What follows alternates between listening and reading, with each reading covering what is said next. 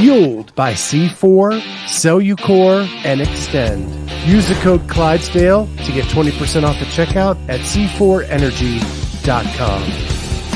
On Clydesdale Media, where we bring you the widest array of content here on our YouTube channel. Make sure you like and subscribe to the channel. Hit that notifier so you're first to know when new episodes are available.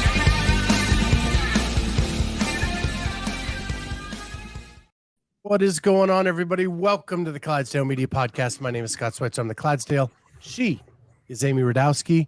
And we've got one of our favorites on tonight, Justin Cotler, the lead dog of Underdogs Athletics. What's going on, man? Well, just trying to get back to normal after a lot of travel, and just got back from Berlin. And I'm usually the one who crashes and gets sick, but I got back and now Ash is sick. So Ash and Ivy are both sick. So yeah, it's great. It's perfect time. I heard that was her plan, to fake that just so she can get some bed rest when you got back. Yeah. I mean, I felt it. Listen, it was definitely, I know it was tough. This was, Jackson is very ornery, and he was sick pretty much the entire time I was in Berlin. So I know that she spent basically like 5 days with him attached to her. So I know that was a challenge. But yeah, but it feels nice to be back. And actually, I feel pretty good for post semis. I usually crash a little bit, but I actually feel pretty good. And just took the last couple of days. I got home. When did I get home? Today's Tuesday. Yes, I got home Tuesday, but it's crazy because I left Monday and then had an overnight in Amsterdam. And then that was my layover. And then I left Amsterdam, and it's a 10-hour flight. So like I left Amsterdam and then literally landed like an hour later on the clock, but it was 10 hours later. So yeah, it was funky. But I got the whole day back. So I landed on Tuesday, and then Tuesday I was a bit of a, it was obviously like a wash. But then since then, yesterday I felt pretty crappy, and today I feel pretty good. So I just wish everyone was healthy here, but it happens. Yeah, I don't know how you do it. At some point I'm hoping we get big enough to do like a European trip, but the 5-hour flight to LA in a minute was about all I could handle in my life. I don't blame you. Yeah. No, I mean, flying's tough, man, and travel, and it's not just the flight, it's everything about it. It's getting to the airport on time, it's waiting in lines, it's the whole night. So, I mean, especially cross country's a full day. So, and then obviously international is a whole different animal. I don't sleep well on planes, so flying over there is brutal. It's just because it's an overnight flight, and you wake up and you're not sure whether you should try to sleep or you just stay up. So I just end up staying up, and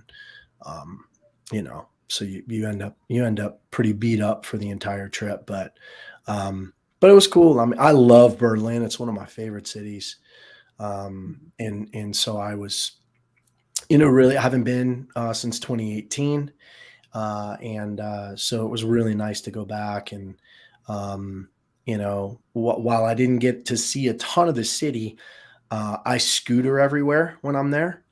So it's just really cool to scooter around, and, just the feel of the city reminds me a lot of when I lived in New York, and there's just a lot of culture there. And, so I loved it. It was great. And the people I was with, were great. Obviously the athletes that I was coaching with Bron and Sara, and then, Sara has her whole team essentially, and they're all such great people. I'm really close with Snorri, and really now, created a great friendship with her physio, Nick Jordan, who's phenomenal. And, her boyfriend was there, Luke, who's awesome. And it was just really cool. And, and then Lucille works with Snorri. So it was like a great group of athletes. And then Braun is just so self-sufficient. It's hilarious. He, I'd like to take a lot of credit for him, but the truth of the matter is he just kind of beats to his own drum, man. He shows up when he wants to show up. He warms up for about 10 minutes and then he goes, and I love it. I'm just there to, show support. And I had a lot to do, obviously, with the preparatory process with Braun. But when it comes to the competing, it's he's 34 years old. He kind of knows himself and he knows what he can do. And so it was I would say it was he's a very easy athlete in person. Very similar to Ricky, actually, who they like to do their own stuff, their own warm-ups, and I'm there to bounce ideas off of, but really they have a lot to do with their game day execution. So it was fun. Do you take care of your own fitness when you're out there traveling, or do you just fit what? There's no I came back and I feel the most unfit I felt in a very long time. It was essentially 3 weeks of nothing. And just a lot of coffee intake and sleep deprivation. I mean, that's pretty much like two things that are, complete anti like health and fitness. Yeah, no, I don't. And I'm taking it easy for a couple of days just to make sure I don't get sick. And then my goal is to get back into a really good routine and then, completely screw it all up again when I go to the games. Yeah. So that's basically where I'm at for the next couple of months. But yeah, and I'm going to try to get back into a bit of a regimen. But it's hard right now with Ash and Ivy sick. Cause just that little bit kind of throws things off. And, so it's but hopefully in the next week or so, I'm hoping by Monday, I'll be able to kind of get back in the groove, get back to rock climbing, get back to the things that I like to do. So, yeah. So we've already bounced around, which is cool. But I want to talk about the growth of underdogs in the last couple of years, because you actually had athletes not only in Berlin, but also competing in Asia. And I wanted to understand like how that works for you now. I remember last year being with you when you had Ricky going in Australia. You were in Tennessee. You were watching the feed. You were chugging coffee like a madman. Yeah. So how did that work in week 3? And we'll go back to weeks 2 and 1 too. But you had Berlin and you had where were they at in Asia? Yeah. So what's amazing now is we've grown to the point where we qualified 4 individuals and 4 open individuals. We have masters too that have made it, but 4 individuals from 4 different continents in the world, right? So that we North America, Europe, Australia, and Asia, and we have 2 teams, one from Asia and one from the United States. Last week specifically, what was great was that I was coaching in Europe and my athletes in Europe, and then we had 2 coaches of ours, Colette Casey, who coaches Shahad Budeps, who made the games, and then Tommy Hackenbrook, who coached the Kalashnikov Fly High team that won the Asia semifinals. So I was very fortunate that those coaches obviously were handling their athletes, be it from across the world, but were doing the best that they could as far as communication is concerned and helping out.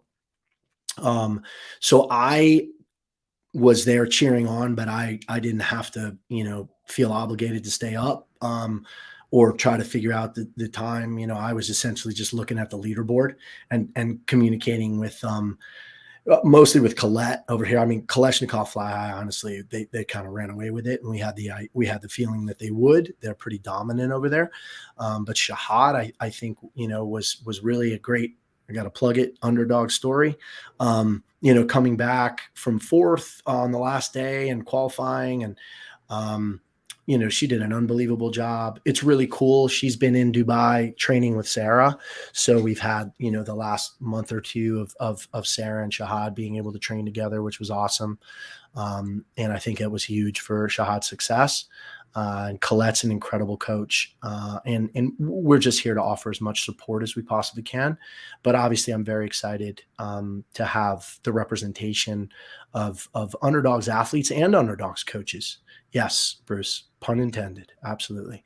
And it is pretty amazing to think about, in the short period of time that we've been around now, how it's really become an international brand. And even being over in Europe, just, getting to meet people and take pictures with people, and people coming up and talking about how they love what we're doing, and that we're an inspiration, and it's awesome, and I'm honestly very humbled and honored to be a part of it, and I think there's still so many more things we can do, and I feel like we can still continue to grow immensely, and offer opportunities, to athletes and coaches, and the community everywhere, really. So yeah, but it's been quite a whirlwind, semifinals with all of our athletes, this year having 20 plus athletes and several teams competing all over the world, and coaches, coaching all those athletes and teams in various places. So it's a lot of moving parts. And for a brand, honestly, that is, still pretty small, comparatively to some of these other juggernauts, you know what I mean? We're nowhere near the resources of the Mayhems and the hard work pays offs and the Provens. But I think that's cool. I think that's part of who we are. I think that's Totally agree. I mean, we're really kind of, the little engine that could still, and while I think, reputation wise and obviously, I think visibility wise, we have a lot of visible athletes, and we've done a lot of really cool things. We're still trying to fight and claw for every ounce and every, foot and everything that we can get in this space. So it's hard and it's a grind, but we're doing the best we can. But I think you're so right, because I feel like you're a coach that's based on relationships first, like with building relationships. And I think if you become this huge, large thing, then you lose some of that authenticity and would lose the underdog aspect of it. Yeah, I think that's valid. I think there's a happy medium, I think, Sure. Because obviously, like, we want to obviously continue to grow and to continue to be able to provide more and more resources for our athletes and coaches. And, Mm-hmm. so I agree in one sense, and in another, I feel like there's going to be a balance there, because we want to continue to be able to provide full-time opportunities for coaches. Sure. We want to be able to obviously, provide the best possible coaching and opportunities and resources for athletes in-house and abroad. So to do that, obviously you have to reach a certain level, and that's what we're hoping to do and fighting for. So, I think this year has gone a long way towards that.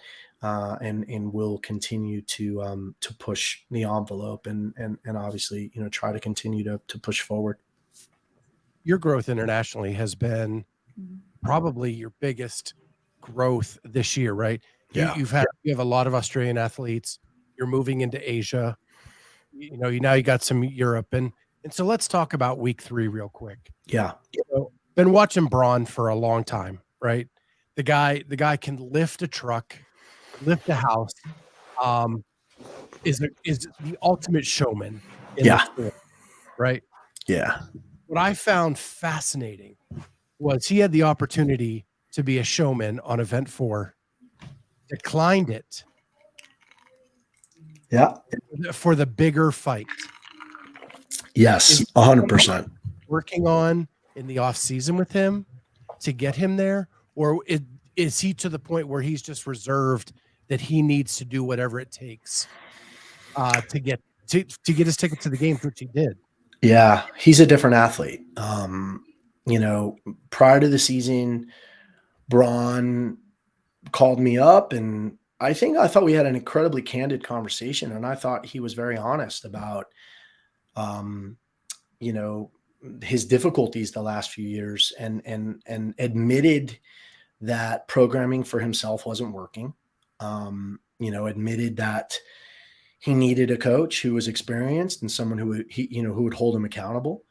And I think, we've had a relationship over the years, because I coached a Polish athlete who was successful, Bart Lipka back in the day, and Braun and I met each other at the European regional in 2018. And he was, obviously that was kind of his coming out party. He missed the games by one spot, and then the next year made the games through the sanctionals, which I think obviously is a huge accomplishment. But I think everyone looks at 2019 with the 175 athletes that went, and they kind of have the asterisk there. And I think he's felt that over the years and felt like, while he made it to the games, he didn't make it past, the second cut, which I think was 70 athletes. And so the experience for him wasn't quite what he had wanted. And the past few years, I think, he was trying to balance being a bit of a celebrity in Poland and running a business there. And, he likes to compete. So he did a lot of local competitions. He goes to Dubai, he does this, he does that. But, if we're going to be, really honest about it, I think in a way, people looked at Braun as a one-trick pony, right? I mean, they figured he was going to crush the strength events and then basically get crushed on everything else. And so prior to the season starting, he said, listen, I'm 34. I want to give it one more shot to the big dance, see what I can do. And then we'll decide next year if it goes well, maybe I stay, and continue to compete, or maybe I move up to 35 to 39 and try to win the games, at 35 to 39. But, my thought was this guy has incredible ability. If you've watched Braun, he's not just strong. He's incredibly mobile. He's got unbelievably, stable and strong shoulders, and he's really, really good inverted. He's not a bad upper body puller. So there were these things that I felt like we could work with, but at the base of it all was building his long endurance and building his engine.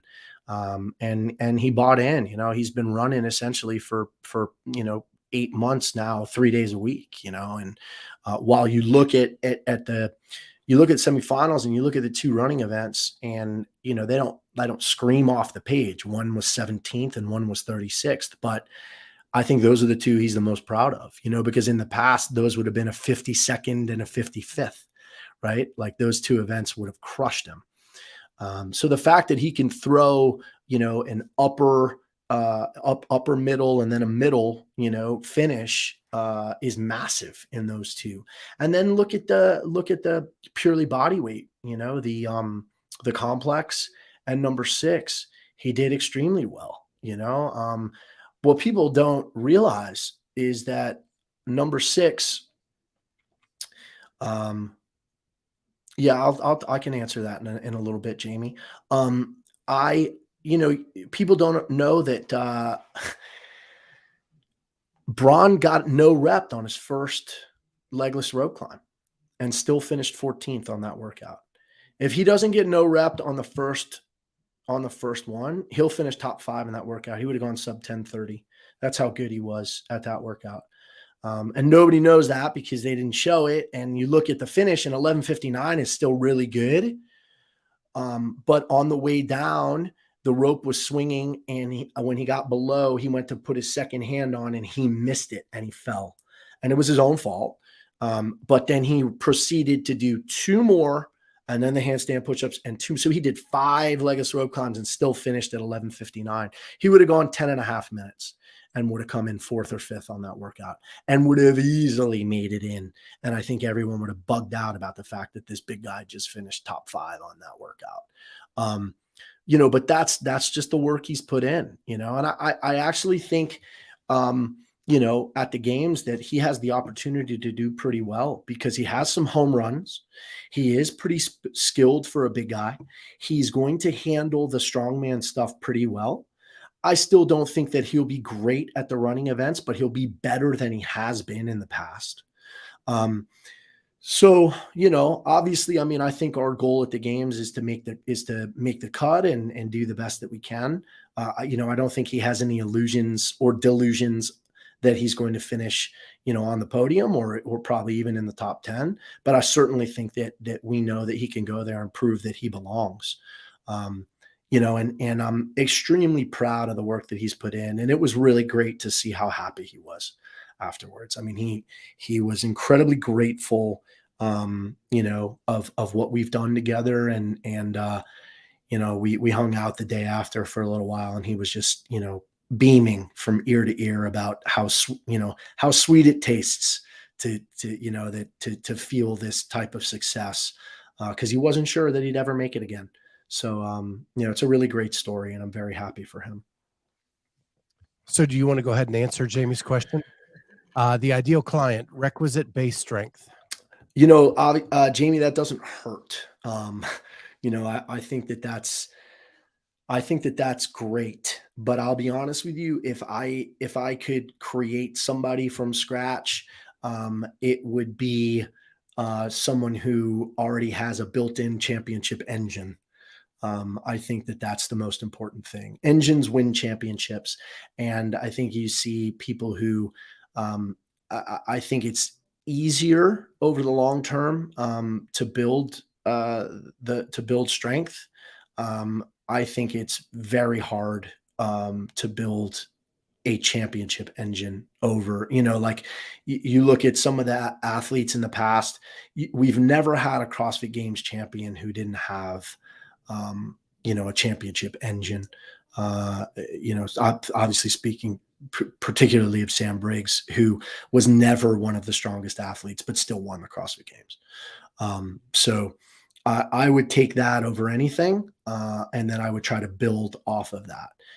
But, strength to me is a bonus, and obviously it's great. But I think, we've seen in the past that, you can be a champion, and that engines are the things that really win championships. That's the big thing to me.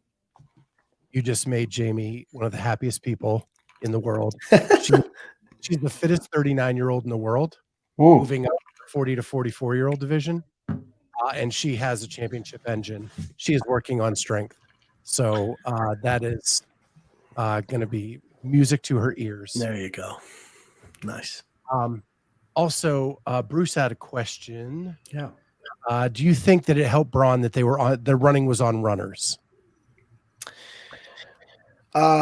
So I had him practicing on runners all season. So I think he felt very comfortable with the runner. He's a bigger athlete, helps him pull the belt, which I think is good. So I certainly don't think it hurt. Now until the games, we'll obviously be running all outside. But I certainly think it was a bit of an advantage for a bigger athlete. So I want to hit the big stories, and then we'll hit some other stuff. Yeah. The other is Sara, right? Yeah. I'm gonna pull up your Instagram post. Yeah. That you made. I think it was either this yesterday. Morning or yesterday. Yeah. Here we go. You announced here that you had the honor and pleasure of coaching a true legend this past weekend. Sara and I have been friends for a while, but have only just begun our coach-athlete journey together. And while we didn't accomplish our ultimate goal at semis, I believe the bond and trust that is forming will result in some magic before long. Mm-hmm. And it goes on to talk about some other things about how people will be amazed at her comeback. So I want you I want to give you the floor about how this kind of came about and what you're looking forward to most coaching Sara over the next. Yeah. We've been friends for a long time. She was very friendly with Carrie. So we became pretty good friends, just seeing each other at competitions over the years when I was coaching Carrie. But we really bonded in 21 at Dubai, Ricky's comeback event, and Sara's comeback event after her. That was the first event she did after her ACL. Yeah. That was kind of the first event we hung out at, and Snorri and I got really, really close and have become, incredibly close since then. But over the years, just very close, and, have always, we bonded about music and things like that. She's into, big into music, and, just a really genuine person. I talk about it a little bit in the post about, how authentic she is. I think that there are a lot of people in this sport and a lot of athletes that people see on camera, who aren't necessarily the same off camera. And Sara is exactly what you see on camera. She is that genuine. She is that, I think that generous and that giving. I saw things this past weekend that I had never seen before. She's an icon in the sport. She's very different. I've never seen fans who come up, bawling their eyes out to meet somebody, kind of like the Michael Jackson effect, almost. Like I hadn't never seen that before. I've coached Ricky, I've coached Carrie, I've coached other athletes who have obviously been very popular, but I don't think anyone that quite, moves the needle like that. I mean, she's truly one of the icons of the sport in the history of the sport. And she makes every single person feel like they're the most important person in the world. She doesn't turn anyone down. Snorri literally has to run her out of there for her to turn anything down. I think there's a lot of things, and I don't necessarily think it's my story to tell what's been going on with Sara for the past 2 years. She's had to deal with a lot of adversity, a lot of things that people don't know about. I think the fact that she was even able to compete at the semifinals was pretty miraculous, to be perfectly honest, with some of the things that she's been dealing with physically. But I think we finally have an understanding of what some of those things are. And I think that she'll be able to get that under control in the next. I'm sorry to be so vague, but again, I just don't think it's my. Sure. I don't think it's my story or that I necessarily have the right to divulge a lot of that information. And she will never use that stuff as an excuse, which is what again another thing I find amazing about her. But I think once we're able to get her to 100%, and once we're able to attack her training again and really get her confident. And now I think she has a team around her that fully believes in her and fully believes that she can get back to the Sara that we know and got used to for a long period of time. I don't have any doubt that she's going to be incredibly successful. I feel pretty confident that we're going to see her back to an elite status. It could be as soon as next year, honestly. I just think a lot of it depends on, how she's feeling physically. But I will say that it was a wonderful experience. She and I bonded very quickly. And I think that we'll continue to form that trust and bond. I think where she's at in her career, I just think that it's a good partnership. For where I'm at in my career, where she's at in her career, I think we have a really good understanding of each other. And I feel like I have a good understanding of what she needs from a coach. And also I'm excited to really dive into a lot of the X's and O's. It was the first time that I got a chance to really study her movements and her movement patterns and things like that. And for someone who's as good as she is, I feel like there's a lot of things that we can improve, which is amazing at this point in her career, to talk about someone who's been a 2-time podium finisher and, who's been obviously, at the top at the top of the sport, obviously won multiple big competitions over the years. But I think she feels confident that she can get back in the mix, and I believe in her, and it's going to be exciting to me, to be able to get her here for a little while and to be able to work with her and really, take an entire season to build her back and build back, her confidence physically and emotionally. I think I'm excited about it. I think it's going to be awesome. Well, I know behind the scenes here, we've talked about how we wish that she would work with you. So that was just an awesome moment when we finally figured that out. And then I can attest to her generosity with people. A couple of years ago, when the Rogue Invitational was actually here based in Columbus, she dropped into our gym after the competition, and everybody there gave her, like, unsolicited, surprise, everybody gave her space to do her workout. And then afterwards she came over and was so generous with her time and wasn't rushing people, but, would take pictures, would talk to the kids. And it was just, she really is a very genuinely wonderful person. Yeah, she is. She's awesome, man. Really, it's hard for people to understand unless they're, unless they meet her, unless they're around her.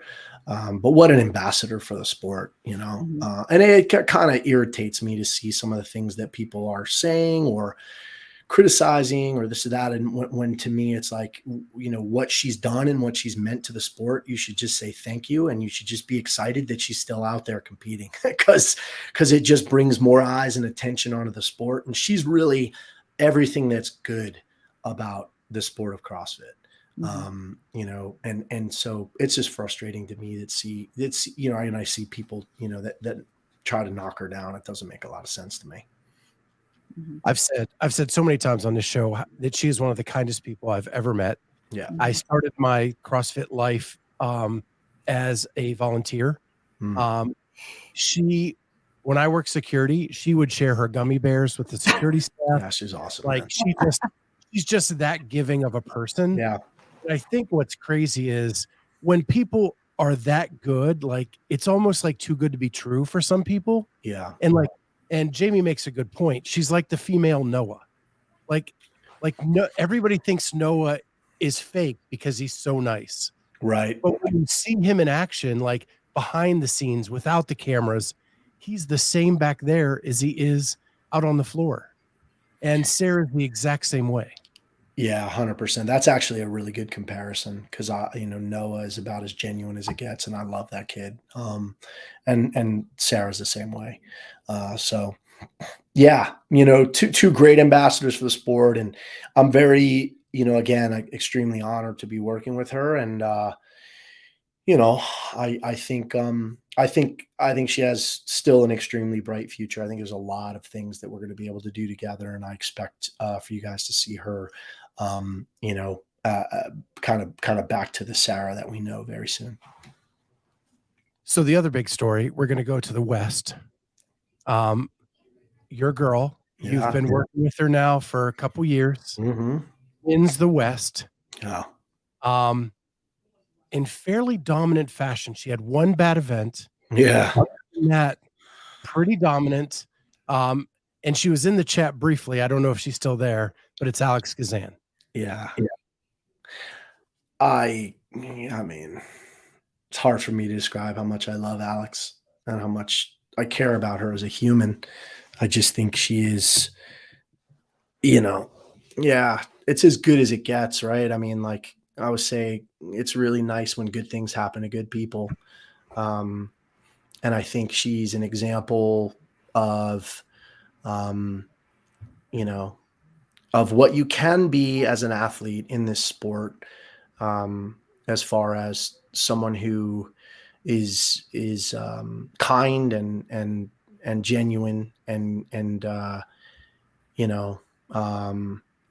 there's really sometimes she's almost too nice in a way. But I think we're working on that where we, being able to be really nice and genuine and giving off the competition floor, but then on the competition floor, it's okay to want to, stomp on people's throats. Like you kind of like, that's okay, and not to feel bad about that. And I think we saw that a little bit this past weekend or 2 weekends ago.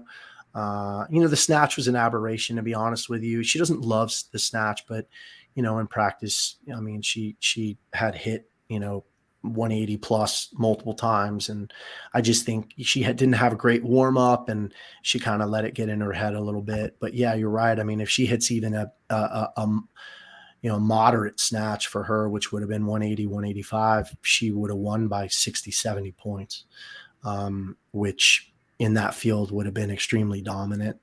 And I think I saw, compared to the rest of the world, she was right around 10th or 11th, which again, with that snatch, which dropped her immensely. But you look at the other events, and she was obviously competitive with the best in the world, around the world. And I don't think she realizes how good she is. And I think she's starting to realize it. But I mean, guys, there are very few people in the world that you meet who you think can win the CrossFit Games at some point in their career. And I'll be honest with you, when I met her 2 years ago, I didn't get that initially. Thought she, was someone who was talented. But what she's done in the last 2 years, the strides that she's made, her dedication and the way that she's bought into things, and you know, I believe it. I believe it with every ounce of my being now that she is someone who can win the games at some point. I think the toughest thing for her will just be like actually believing that. But I mean, the proof is really in the pudding, in the sense of like her performances this year: 5th in the Open, 9th in quarterfinals in the world, and then winning the Northwest, these are all the things that you start to see from someone who now becomes, a perennial, top 10, top 12 athlete. And she's 21. I mean, everybody talks about all the young athletes and they kind of forget that Alex is only 21. But I think she's got a really good balance, which we've seen obviously is extremely important, with some of the other athletes that we've seen this year, unfortunately, with some of the battles that people have had. She has a very supportive husband. I think I'm tough as a coach, but I think I'm also very understanding and compassionate about needing time off and almost forcing people to take time off at times when they don't want to, because I know how important that is. And when I say I'm tough, I just mean that I'm honest. Like, I don't blow smoke up people's ass if I don't think they're doing the best that they can do. And obviously you got to treat people different, you have to be a bit of a chameleon as a coach. You can't show tough love if that's going to break someone, or, this and that, but she's someone who seems to be able to handle it pretty well. And I can be very honest with her. Also, letting her know when she's doing well. Yeah. But I think she knows how much I believe in her and how much I care about her. And I'm hard on her because I just know how good she can be. It's very exciting. Honestly, it's extremely exciting to see her progress and see where she's come from and where she is and where I still think she can go. I'll be honest with you. I don't think she's close to reaching that plateau, because I think, in your CrossFit career, you have this trajectory that kind of does this, and then it kind of levels off, and then it's really hard to get a lot better. I still think she's on this. Like, I still think I look at some of the things that over the next year or two, we're still going to be able to improve with her long endurance, with her, she was down at Power Monkey Camp, and some of her testing numbers are, they're just some of the best you'll ever see in the sport. I mean, they're shockingly good. And those are things that you can't teach. Those are things she just has. And now I think it's just a matter of honing in on those things. And then improving some of the, still some of the weaknesses. I would say, she snatches 192, that's her max, but I would say that's still probably a weakness compared to all the amazing, other numbers that she puts up. But she's incredibly good at hard things, which is very hard to teach. She's probably the best upper body puller in the sport, body weight. She's as good at muscle ups as anyone, and she's probably the best in the world at legless rope climbs. She's incredibly good inverted, especially at like strict deficit handstand push-ups, like really deep parallel handstand push-ups, wall facing deficit, things that are incredibly hard, which is huge, because those things end up being home runs. And with the scoring nowadays at semifinals in the games, if you have home runs, you can do really, really special things.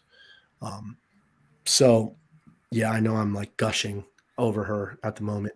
But yeah, I'm just blessed to coach her, and really you're just so proud. Like, it's hard for me to describe how proud I am of the strides that she's made.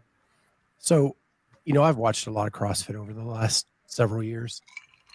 Last year at semifinals, smaller field, back against the wall, needs a win to get into the games, and it's her home run, right? Yeah. And she hit the gas, and there was no way anybody was going to beat her in that event. No chance. To me, the turn for her this year is in that muscle up, box jump, pistol workout. She didn't have to win. Nope. Right? But she went head to head with Ariel. Yeah. And gas down. It was hers, and she wasn't going to let anybody take it from her. Yeah. And to me, that's the advancement in Alex that I see, minus the X's and O's, like the attitude that she has, that killer instinct when she wants to have it now, and it is impressive. Yeah, that's a great that was a great moment, and I used that moment exactly like you said, as kind of a teaching moment of like, look what you just did. You chased down one of the best in the world, who also happens to be someone who's your very close friend. Right. Which is not easy for Alex, because in a lot of ways, Ariel's a wonderful person, and it's hard sometimes to beat your friends, like it's hard sometimes when you look up to these athletes, right? You look up for her, at the Northwest, specifically Bethany was there, and Ariel was there, and Danny Spiegel and Emily Rolfe. And these are all girls she gets along with really well, and all girls that she looks up to.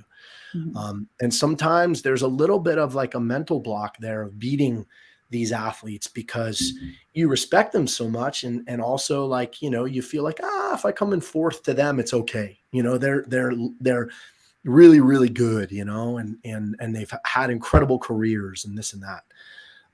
It's my job to help her see that, like, listen, it's okay to win. Like, you can win, and it's okay to win. And that head-to-head battle was huge for her confidence, without question. She chased Ariel down on that last round, and and won, and it was huge. It was huge for confidence. And then to follow that up and come back and smash Linda the way that she did, I think was really big. And then obviously the last day, she had to, I think, as much as I would have liked for her to snatch better, and for her to be, clear of those women, and kind of have a comfortable lead going to the final day, because we knew the final day was very good for her. Theoretically, she still had to execute. But having that really sour taste in your mouth, and having to fight through adversity, you fall out of the top spot. And now you've got to come back the next day. People are like, oh, well, we wonder what Alex is going to do. She's bombed the snatch, blah, blah, blah. And then you come out and you win workout 6, and then take a third in workout 7, and to win the competition. I thought that was probably more important for her maturation process than it was to win by 60 points, to be honest. Because I think the winning by 60 points is coming.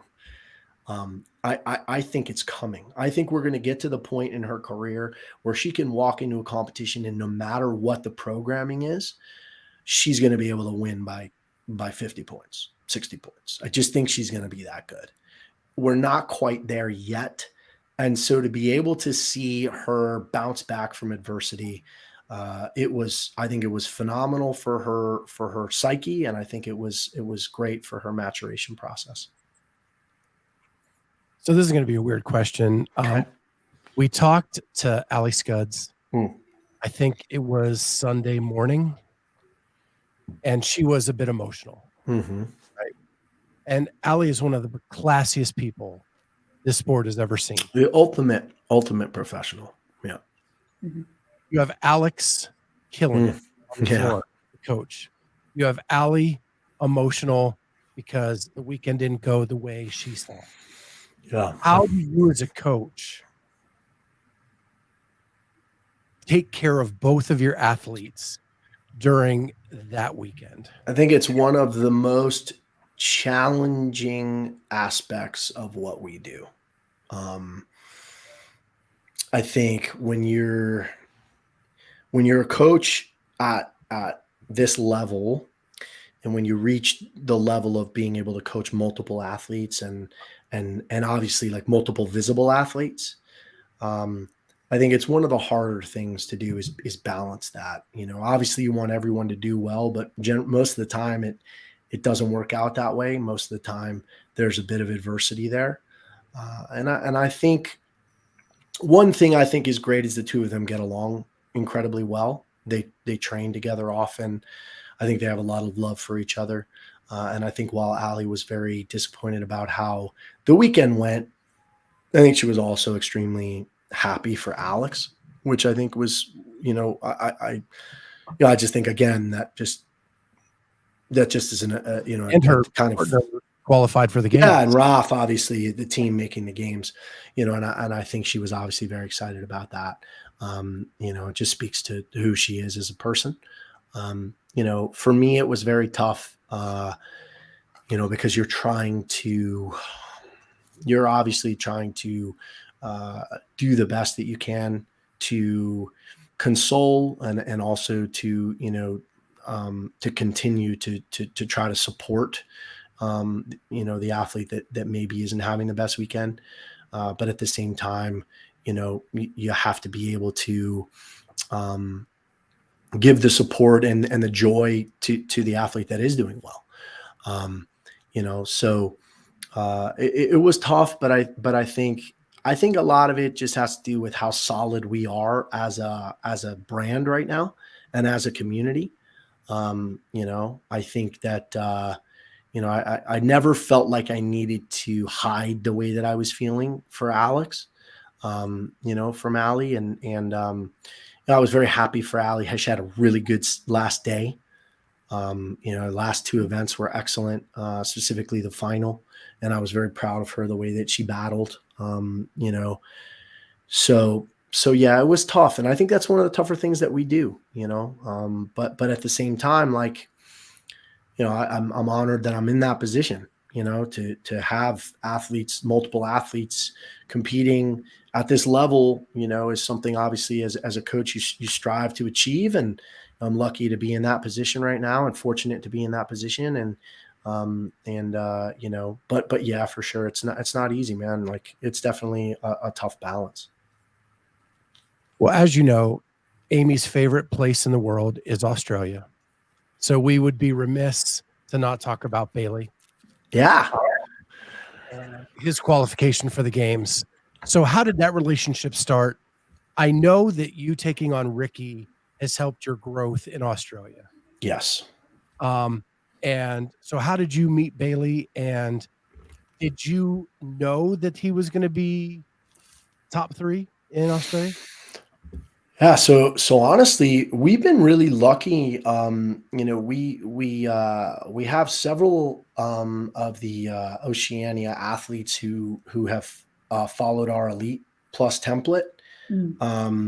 And Bailey's one of those. And then, we just offer those athletes like a lot more support than I would say most others. We'll get on a call weekly with them and talk about what's going well, what's not, if they need specific help on certain things. And we were that way with Bayle. We were that way with Zane Healy, with Gracie Walton. We had several athletes that were competing in, under the Underdogs brand, but who don't have quote unquote individual coaches.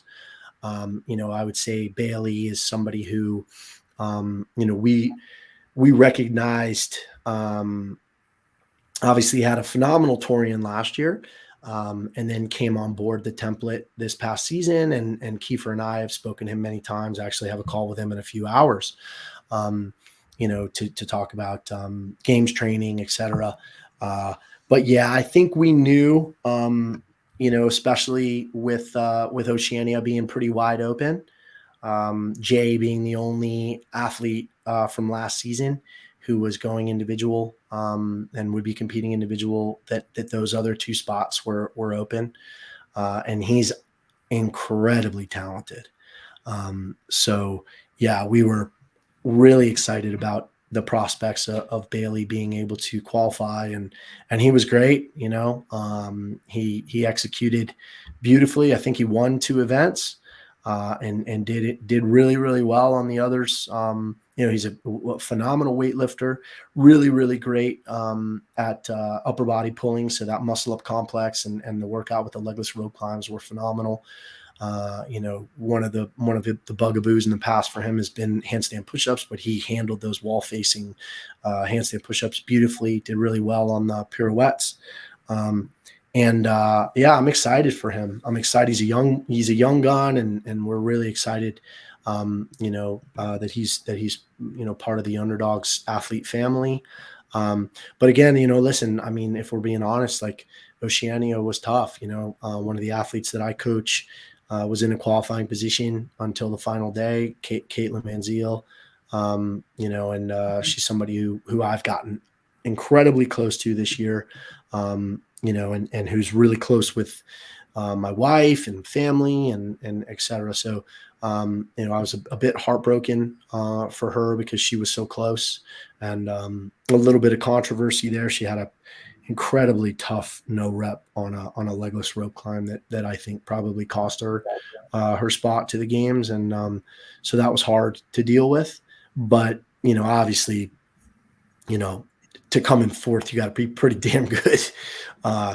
And she's an incredible athlete, and I know that she's very motivated for next year.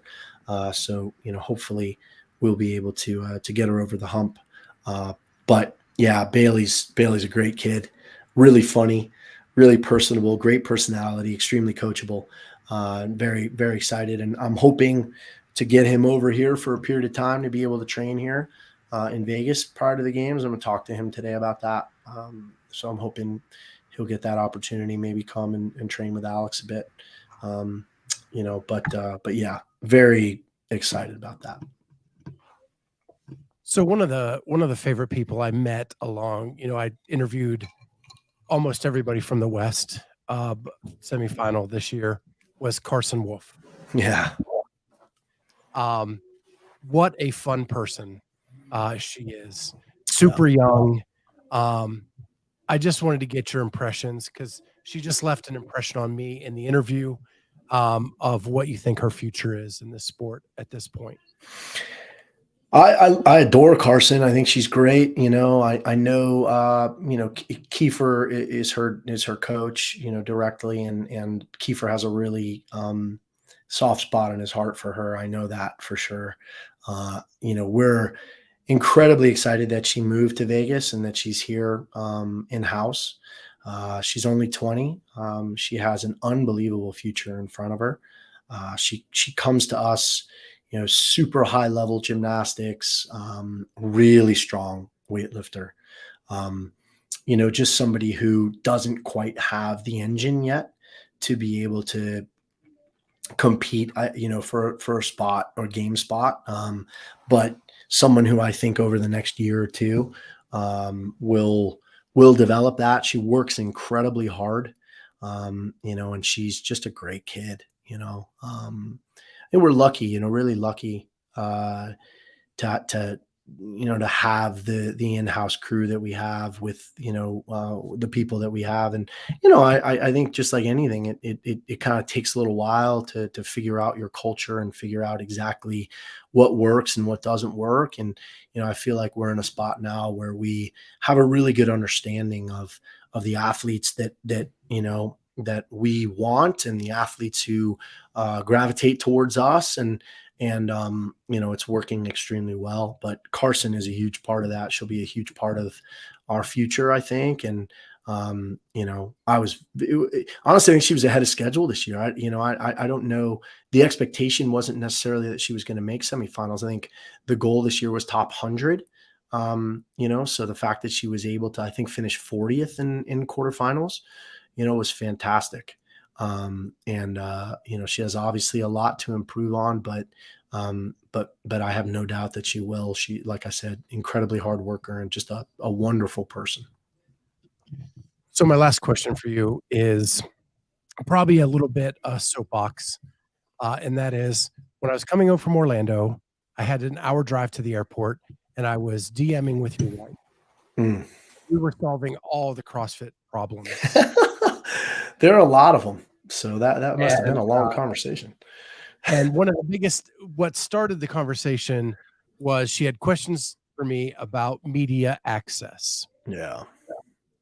So some training camps were deemed a media outlet. Mm. Some training camps were not. Underdogs and TTT were left out of the fold. Yeah. Did you ever get an explanation from CrossFit that made sense as to why your two camps were not deemed a media outlet, but others were? No. They sent us an email that basically explained that none of the camps were going to get media access, and then they obviously went back on that.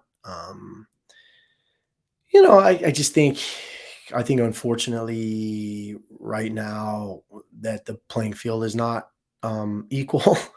um, and that, listen, it is what it is. I think you're going to have, some of the camps that have more resources and, they might get special treatment or, might be able to finagle their way in some ways. I'm not sure exactly what happened or how that happened. I just know that we asked repeatedly and we were turned down every time. Um, it's something that obviously I tried to be professional about and didn't, raise a stink about. But I think in the future, I'll probably be a little bit more vocal. And I have relationships with obviously some of the powers that be in the sport, who I probably could have reached out to them and like, what the fuck, and they probably would have been like, oh, okay, here. But it shouldn't get to that, so I think we just need to have some transparency on how those decisions are made and why they're made, and what exactly you're trying to do. This leads to a whole different, much bigger conversation, which is, the whole direction of the sport and, what we're trying to do as a sport, professionalizing the sport, how we move towards that. I think that there's a lot of room for improvement in those areas. I mean, I think there were some things that were done well, but I think in general, you can look at a lot of what happened during semifinals, and probably, make a list of dozens of things that probably need to be updated and changed and improved. And that's fine. I mean, I think if we want to get to where we want to get to as a sport, we need to take it head on. There are a lot of things kind of behind the scenes and a lot of meetings that I'm a part of now with the PFAA and various other coaching organizations, et cetera, that, we're trying to do some things, for the betterment of the sport and to better professionalize the sport. And I'm hoping that some of those things come to fruition. I think a lot of it's going to be dependent on the athletes. I think the athletes are going to have to band together and if we really want to see some changes, I think that's going to have to happen because ultimately they're the ones who have the power. But yeah, I'm curious to see what happens between now and the games. I'm curious to see after the games. Obviously there's some controversy now with some of the things that came out of semifinals with, some of the calibration of machines and, the inconsistencies of some of the sleds and the inconsistencies of some of the judging standards and some of the decisions that were made. And I just think we've got to have better conversation and communication about these things moving forward for us to continue to make this thing more and more professional and provide more and more opportunities, for athletes, which is ultimately the thing I think we all want, is for these athletes to be athletes and make money and not struggle and all that good stuff. It's like I told Justin Berg and Adrian Bosman in the press conference. We as a media company have just as much a vested interest in the success of this sport as you, right?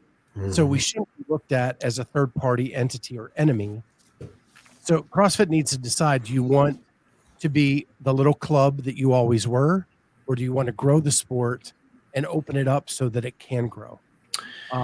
Yeah, we're all working together, to be honest. Mhm. Like it has to be a symbiotic relationship.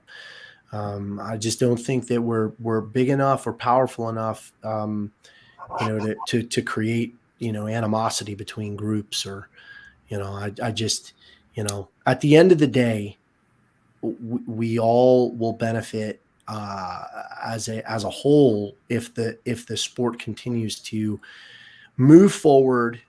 If the sport looks good, if it's spectator friendly, if it's entertaining, if it's fair, if all these things, transparency, it would be nice, absolutely.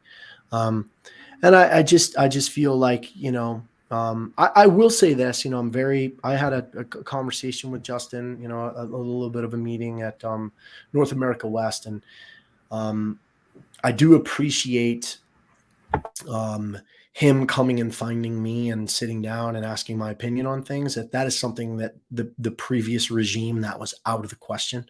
Like there was absolutely no communication, and it was almost like a culture of fear, in a sense. Like if you said anything, you were excommunicated, and that's not the case now.